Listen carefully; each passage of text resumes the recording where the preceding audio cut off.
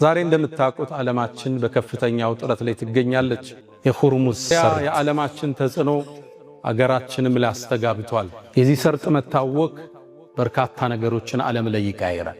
ውድ ምእመናን፣ በዛሬው ጁምዓ ቆይታችን ላይ ስላለንበት ተጨባጭ ስለ ቀደምት አያቶቻችን ገድል እናወሳለን። በነቢዩ ዓለይሂ ሰላቱ ወሰላም ኩትኮታ ላይ ያረፉ ዓለምን ያስደመሙ የዓለም የትኛውም ገጽ እነሱን የሚያስታውሰን የሆኑትን ገድላቸውን እንተርካለን። ከነፍስ በላይ የገዘፉ ከስሜት በላይ የበረሩ ምክንያቶችን ጥሰው የተራመዱ ለዱንያ ንዋይ ፍቅር አኼራን የሰው ሰዎችን ያልሰው ሰዎችን ታሪክ እንገልጣለን። ዛሬ እንደምታውቁት ዓለማችን በከፍተኛው ጥረት ላይ ትገኛለች። አቅጣጫው ወዴት እንደሚሄድ በማናቀው ጦርነት ውስጥ ትገኛለች። አላህ ዓለምን ሰላም አላህ ያድርገው፣ አገራችን አላህ ሰላም ያድርጋት። ታዲያ የዓለማችን ተጽዕኖ አገራችንም ላይ አስተጋብቷል። ነገ ምን እንደሚመስል አናቀው። በተለይ ደግሞ አሁን በሰሞነኛው ጦርነት በኢራንና በአሜሪካ መሃል በሚደረገው ፍልሚያ ውስጥ አንድ ወሳኝ የሆነን ሰርጥ እናገኛለን። የሆርሙዝ ሰርጥ። ይህን ስም በተደጋጋሚ ሰምታችሁታል። መዲቁ ሆርሙዝ፣ ዘ ስትሪት ኦፍ ሆርሙዝ፣ የሆርሙዝ ሰርጥ እየተባለ የዓለም ሚዲያ ስለዚህ ሰርጥ ያወራል። ይህ ሰርጥ ምንድን ነው? ሆርሙዙስ ማን ነው ስንል እንጀምራለን። ይህ ሰርጥ የዓለማችን ነዳጅ 25% በዚህ ሰርጥ ውስጥ ያልፋል። የዚህ ሰርጥ መታወክ በርካታ ነገሮችን ዓለም ላይ ይቀይራል። ይሄው አገራችን ላይ እንኳን ጥላው መጥቶ የነዳጅ ሰልፉ ለጉድ ነው። ይሄ ጉዳይ ወር ሲቀጥል አገራችን ዓለማችን ምን ይመስላል ሚለው አስጊና አሳሳቢ ያድርጎታል። አላህ ለአገራችን ሰላም አላህ ያምጣ፣ ሰላሙን አላህ ያብዛል።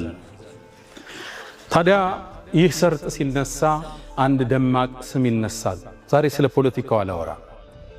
ሆርሙዝን መነሻ አድርጌ ግን ደማቁ ታሪካችንን መለሳለሁ። ሆርሙዝ ማን ነው?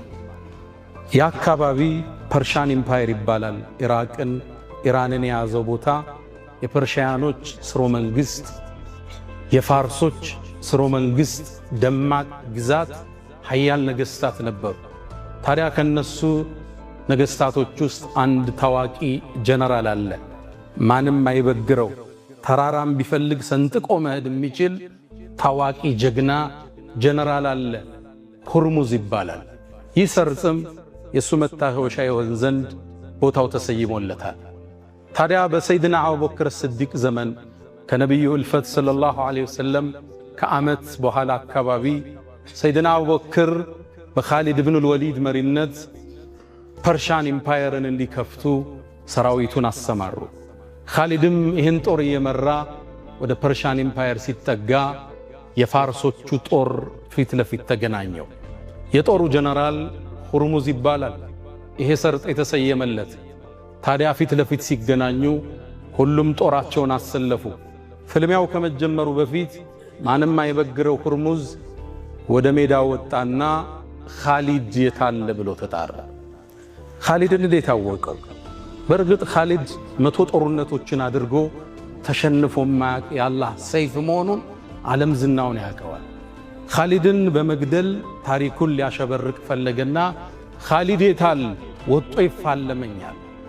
ከጦሩ መሃል ያ የነቢዩ ደረሳ ኻሊድ ብን ወሊድ ወጦ ተሰየመ። ከዛም ሆርሙዝም አስከተለና ጀግና ወንድ ከሆንክ ውረድና ከፈረስህ እንፋለማለሁ። ይሄ ጀግናም ኻሊድ ወረደ። ሁለቱም ፈረሳቸውን መተው ወደ ሰራዊቱ መለሱት። ሜዳው ላይ ሁለቱ ተገናኙ። የሁለት ዓለም ጀግኖች ማን ያሸንፍ ይሆን? ፋርሶቹ እርግጠኛ ናቸው እንደሚገለው ኻሊድ። ሙስሊሞቹ ደግሞ የኻሊድን ማንነት ያውቃሉ። ጦርነቱ ሀብሎ ተጀመረ።